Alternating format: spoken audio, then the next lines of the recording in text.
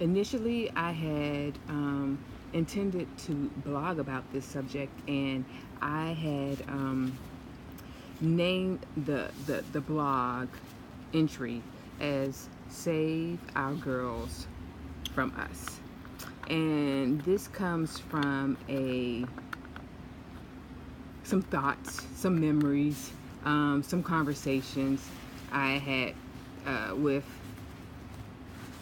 um, Michelle, just about some of the feelings of what it's like to grow up as a black girl. All of the responsibilities, all of the stereotypes of the black girl that lead to the stereotypes and misconceptions of the black woman.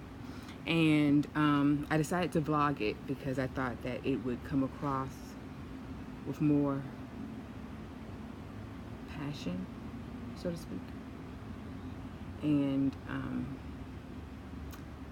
so this is that. Okay, because I'm trying to be compact in 5 minutes in this, but I already see it's not going to happen. So Save Our Girls from Us is about my memories and my histories of the pressures of growing up as a black girl in the South, and what that meant.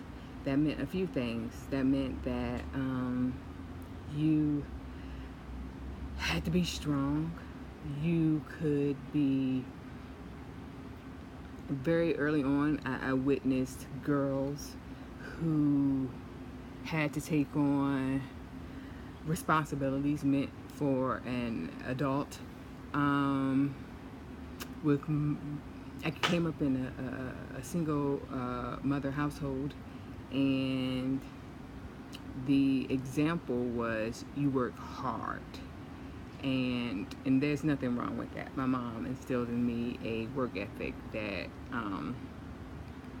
has me questioning when I'd like to retire, because I just like the what it means to work, and because of her example. And what it means is a few things. It means taking care of your responsibilities, doing what you have to do, leading,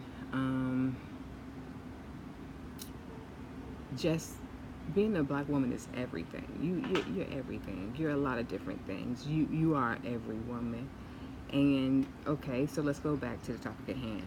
As a child, and this is how the thoughts came about when I was talking to one of my friends about me growing up and some of what I had witnessed.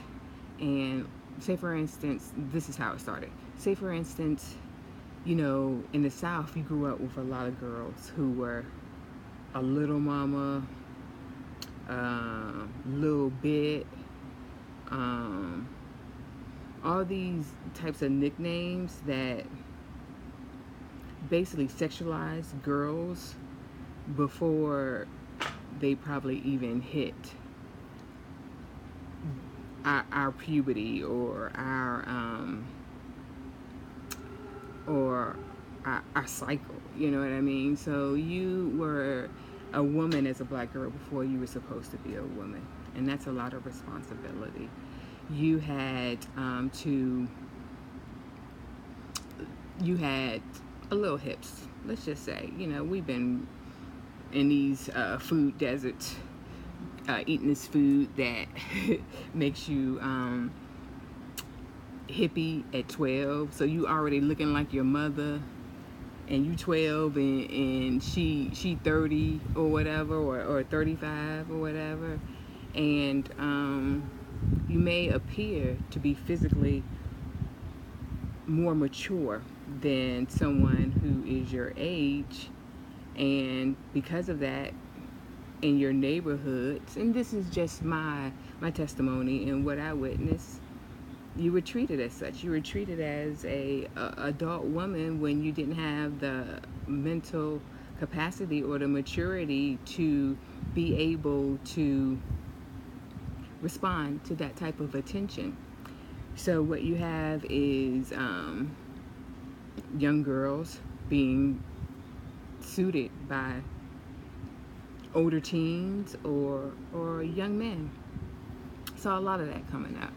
Saw a lot of that with you saw a lot of teenage pregnancy um, because of that. One of the reasons why, if you think about that in my area, it wasn't kids getting pregnant by men or boys their own age. They were by older dudes because you appeared to be something that you're not, and that was an adult woman. That's a lot of responsibility. And I feel like that in my age and from what I witnessed, and or not just witnessed, but was part of my experience, is that you grow up a lot quicker. When I was speaking to my girlfriend about this, I mentioned to her that it was just so much responsibility beyond that. Beyond that. You already knew from the examples in your household, whether it be a single mother or not, that you had to work hard. I just don't feel as if, and of course I'm open to being corrected, but I don't feel like that was happening in everybody's household. And what I mean by work hard is that I felt like I felt like there were so many things that as a black woman that I was responsible for. You feel responsible for everything. And that's a lot of pressure to see that as a child. You already knew the burden and the blessing of being a black woman. I was a black woman at 13, way before I should have been. I've always held a job. I've been working since 13. I've never had a break except for maybe 1 or 2 months I've taken in between positions. And I knew that from the example in my household that I would be responsible for finances. I'll be responsible for making sure that my children were taken care of and cared for on all levels, and making sure that my man was taken care of and cared for. I watched my mother do all that to exhaustion. And even to this day, when I think about her, I just think about how hard she worked. And as a child viewing that, you just knew that was your future. Your future was doing the most, doing everything, because as a black woman, that was your job.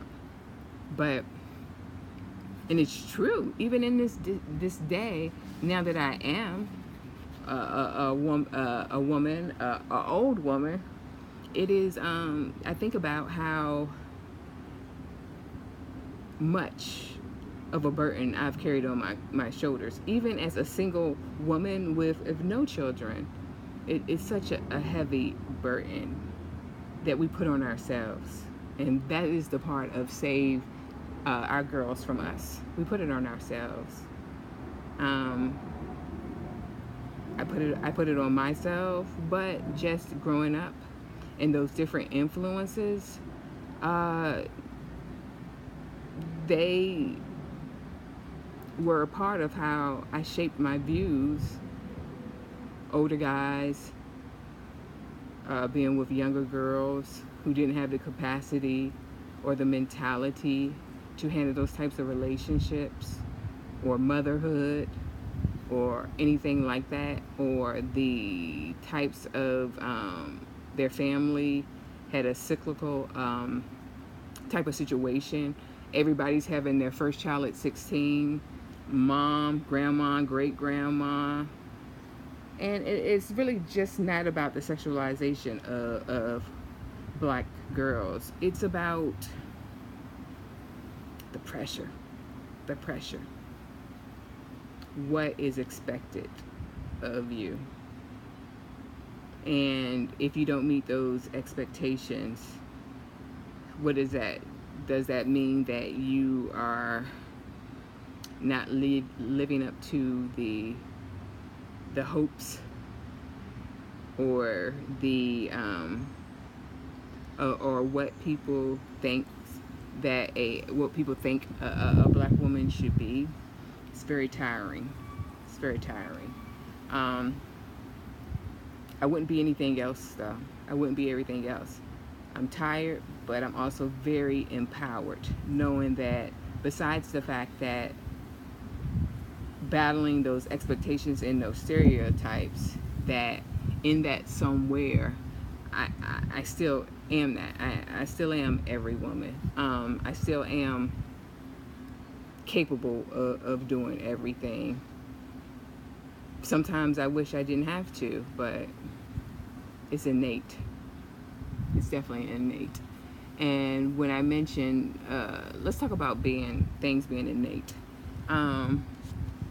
The cradle theory and things that, this is about to take a wild turn, and the things that we have brought over as African Americans from slavery.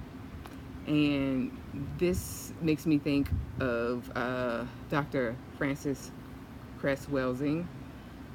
And I just pulled that out of nowhere because my Howard experience was better than yours. And but yeah, let's talk about the cradle theory, or about those. You did have to do everything, and I just wonder how much of that has carried over for generation to generation to generation. You know, whereas we're holding on to that. And I definitely want to expound on that later, but I am way exceeding the time that I really wanted to go into this. And so I feel like this is probably going to make itself into 4 parts, because there's still so much I wanted to say. The sexualization of black girls is only a part of that.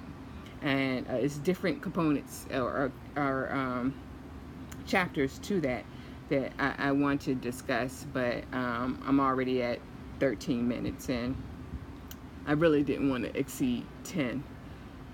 So yeah, so I'll be doing a few more vlogs just to talk about those different components of pressure being a black or a brown girl, because I'm sure culturally there are some similarities to that, and it's something that had been on my mind. And like I mentioned, I had the full intent of being able to, I wanted to write down my thoughts and make sure I hit this point or that point, but I felt it better that I probably just freestyle, because it would give me an opportunity, or not really give me an opportunity, but I knew things that would be flying out my mouth that added to my point. So that and there, yeah, like I wasn't expecting to talk about Dr. Frances Cress Welsing, and I haven't written, I wish I hadn't read the ISIS papers in forever, but maybe it's time to review those, and maybe it's time to review those just to have a better understanding of what's going on, and being able to at least relate a theory or a thought to some of the hypotheses or thoughts that I have. So yeah, I'm going to end right now at almost 15 minutes and come back in pieces and further talk about these thoughts of mine that I've been thinking of as of late.